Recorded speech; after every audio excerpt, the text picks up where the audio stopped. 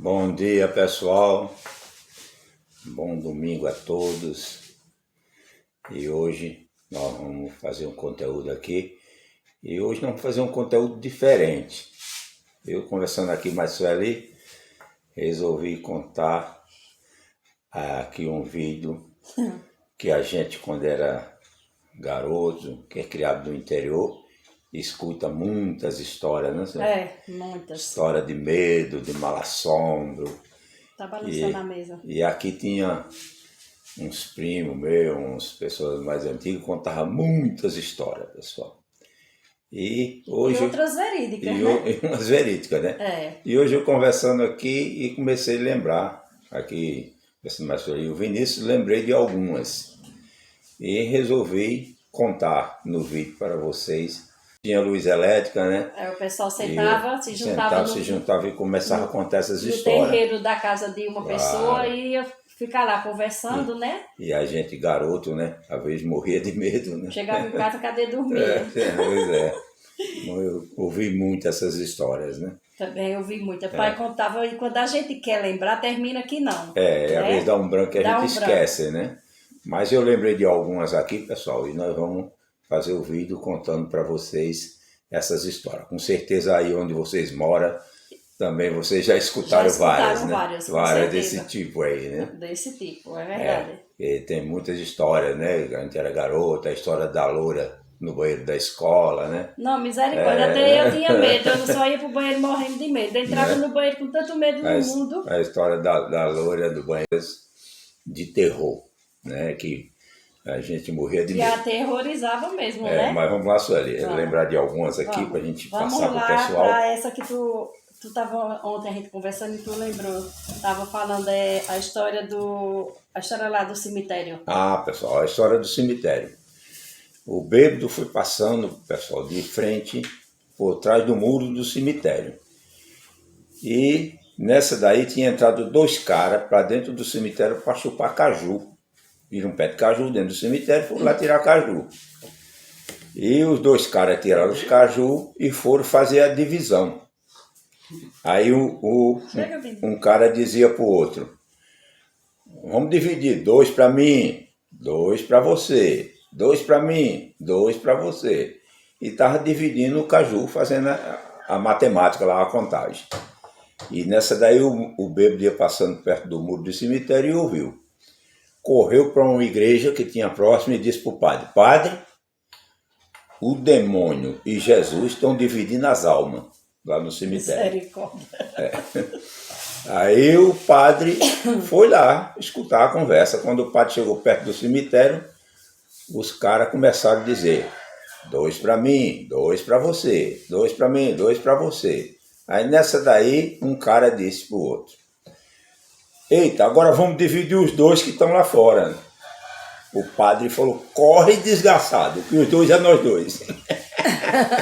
Corre, miserável, que vão dividir a nós agora. Aí essa é a história do bêbado no cemitério. Era corajoso o padre, agora o padre, em vez de ir lá orar. Mas o padre, quando o bêbado disse que era a divisão das almas... lá fora, né? E os 2 estavam lá fora, mas era 2 caju que tinha caído lá fora. Mas eles entenderam que os 2 eram eles. Aí, no caso, era o padre e o outro cara que estava lá fora. Aí já o padre entendeu que os 2 eram ele. Jesus amado do céu. E o padre disse: vaza, desgraçado. Que os 2 é nós. Que quem estava lá fora era eles 2, né? Exatamente. Eita Deus. Então, pessoal, emendando a história do padre, eu vou contar outra história aqui do padre. Do velório? Não, é outra história do padre. O padre ele percebeu que o São Cristão estava roubando as verbas da igreja.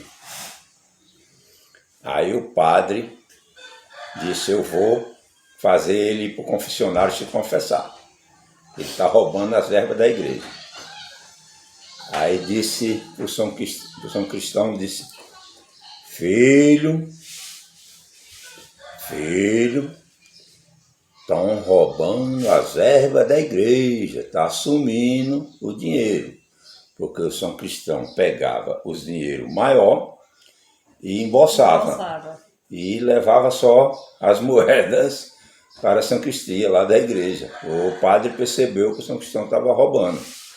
Aí, quando o padre chegou lá no confessionário, botou o São Cristão e disse: filho, estão roubando as verbas da igreja. Aí o São Cristão falou: hein? Aí o padre repetiu ele: hein? Eu não estou escutando, padre. Aí o padre: mas como é que você não está escutando? O São Cristão disse: vá lá. O confessório, isso. E chegou lá no confessório, aí o São Cristão gritou: padre, tem um religioso catando a mulher do delegado. Aí o padre fez: hein? Padre, tem um religioso que está chegando junto na mulher do delegado. Ele: hein? Aí o padre que não estava escutando, né? E no caso... Resumindo a história ficou elas por elas, né? Quer dizer, o padre disse: vamos abafar o caso do dinheiro que está sumindo da igreja, e o São Cristão vamos abafar o caso da mulher do delegado, né? Não pegaram ruim para o padre, né? Porque nesse caso o padre era quem estava passando, a mulher do delegado, né? Então nessa daí acharam melhor deixar o dito pelo não dito, né? E esquece a história, né? Pois é, pessoal. Aí vamos lá, tem mais história para vocês aqui, né, Sueli? Tem, agora vamos para a Casa Mal Assombrada. Ah, pessoal, a Casa Mal Assombrada. Tem uma casa aqui vizinha, nossa, aqui em Pernambuco, e o meu primo disse que assim que chega em casa, assim, à noite, começa uma luzinha azul andar pelas calçadas, andar, isso já viram. Não é este, não, Cristiano, de uma falecida. Já viram várias vezes, de uma falecida, isso. E ele disse que outro dia chegou em casa sozinho, ele mora sozinho, ligou a televisão lá, começou a assistir a televisão e comeu uns pão. Ele disse que daqui a pouco vem a mulher toda de branco, passou por ele e entrou para dentro da cozinha. Aí eu disse: e aí, primo, o que é que você fez? Ele disse: eu fui lá, olhar lá no quarto se tinha alguém, não vi, voltei, fui comer pão e assistir televisão. Eu digo: ô desgraçado, porque eu tinha dado uma carreira tão grande no mundo. E ele disse: e é a primeira vez? Ele disse que já viu tanto que ele já viu tanta não coisa, esquenta mais a cabeça, não. Mas disse: não tem um pingo de medo. E sempre vem. Eu disse: mas rapaz, depois se sou eu tinha me engasgado com pão. Voltou e foi assistir televisão. Não era ninguém, voltou e foi pra lá assistir televisão. Pois é, mas aí vamos mais a uma história que o povo conta, né, história? Vamos lá. Agora, gente, essa daqui é o cara que corria lobisomem. Ah, pessoal, o cara que corria lobisomem. Lá para mais ou menos anos 70, tinha dois caras aqui que eram dois maloqueiros, duas peças ruins. E uma vez eles inventaram, pegaram uns couros de cela, tudo cabeludo, botaram em cima do corpo deles, se fantasiaram, em noite de lua cheia, os caras vinham da casa da namorada, nos sítios, né? O sítio era muito habitado. E eles se escondiam atrás do mato, nas cancelas, e começavam a urvar como lobisomem. Como lobisomem, né? E matava o povo de medo. O povo morria de medo, espalhou a notícia que estavam correndo lobisomem e tal. E começou todo mundo assustado. E à noite, quando era noite, já começava a urvar lá os lobisomens. E nessa daí vinha dois irmãos da casa da namorada. E os lobisomens pularam no meio da estrada, urvando.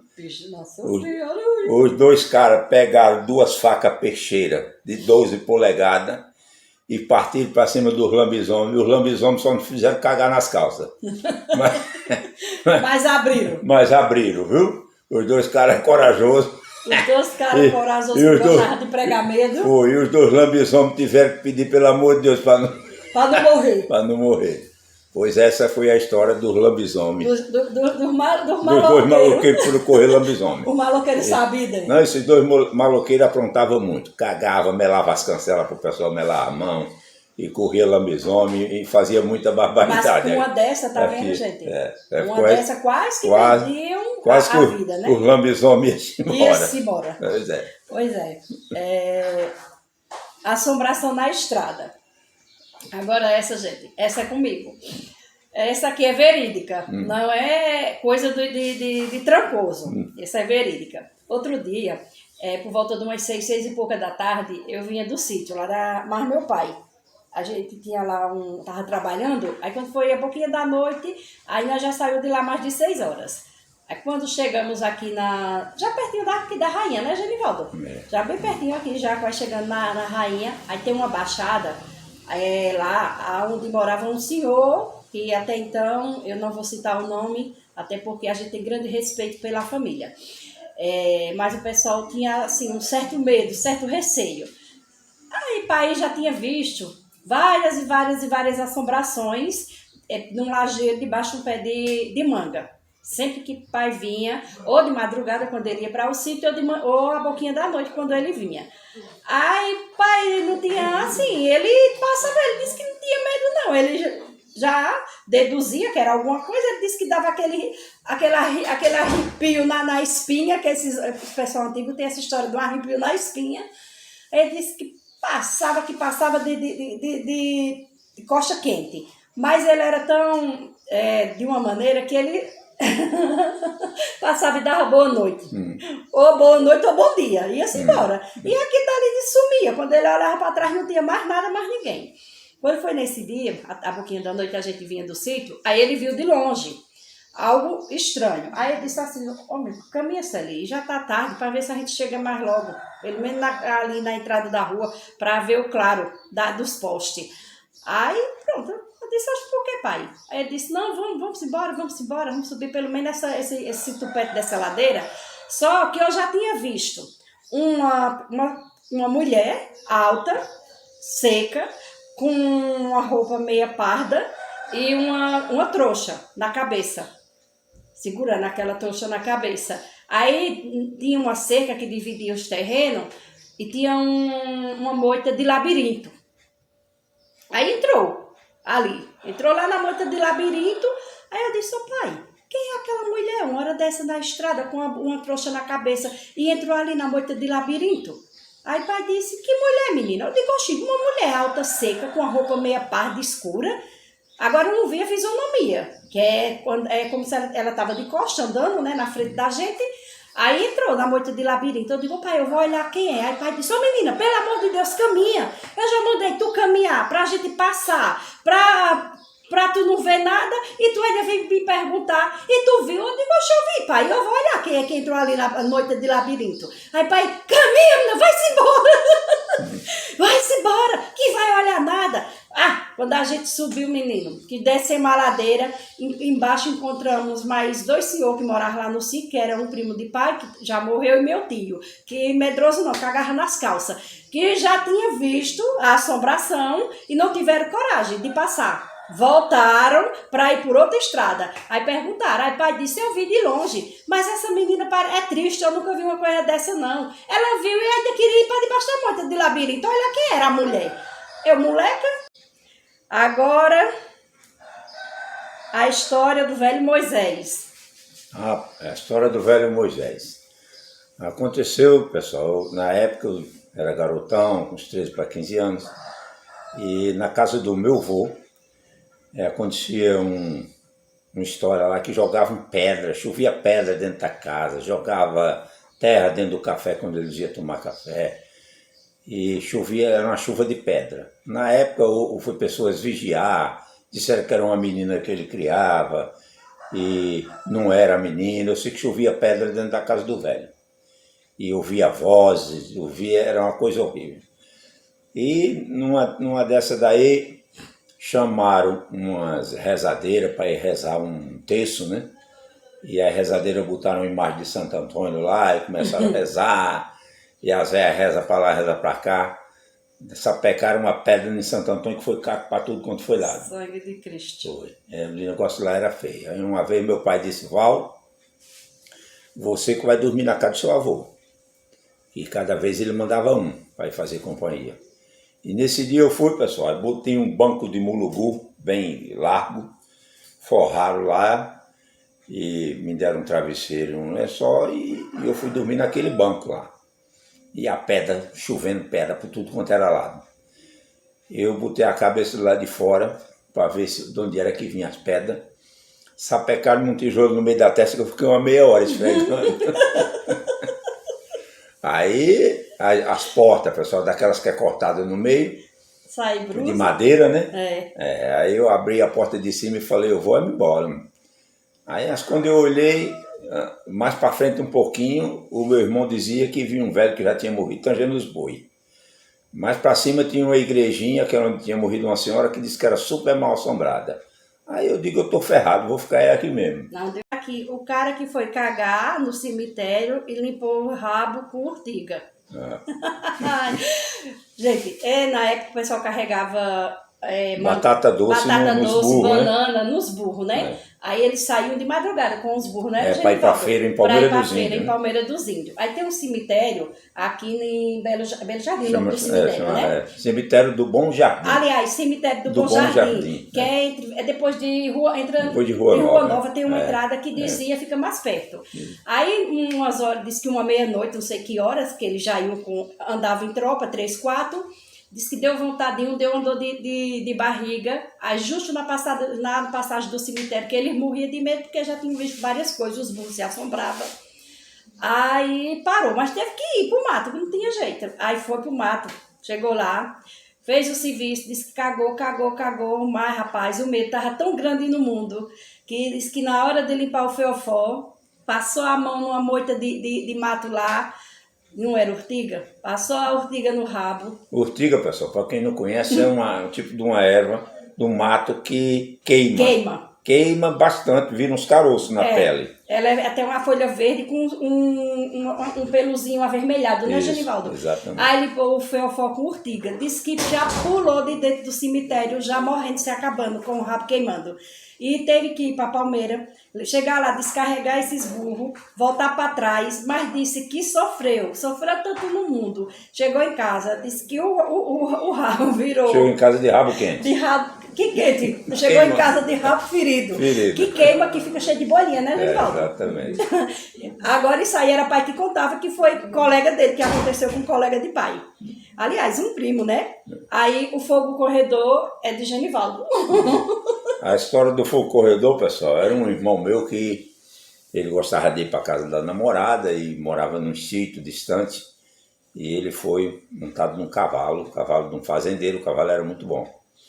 E quando ele vinha, ele disse que chegou no batedor da cancela, tinha o fogo corredor, e no mourão tinha outro fogo corredor.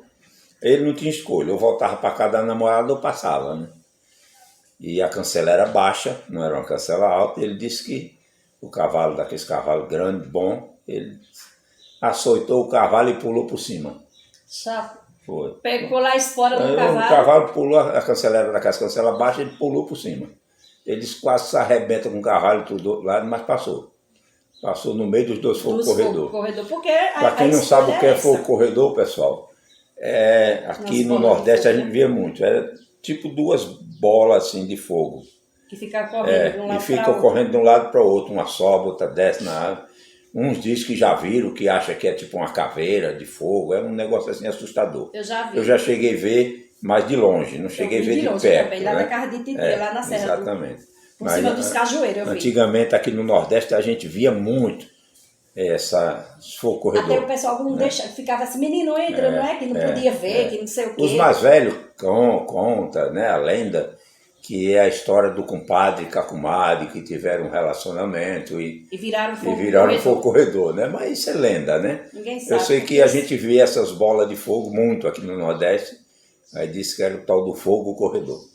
Mas tá aí, pessoal, essas histórias. Eu disse a Sueli que é as histórias que o povo conta. As histórias que o povo conta. Aí na sua cidade, com certeza, vocês têm várias que aqueles mais velhos contavam, né?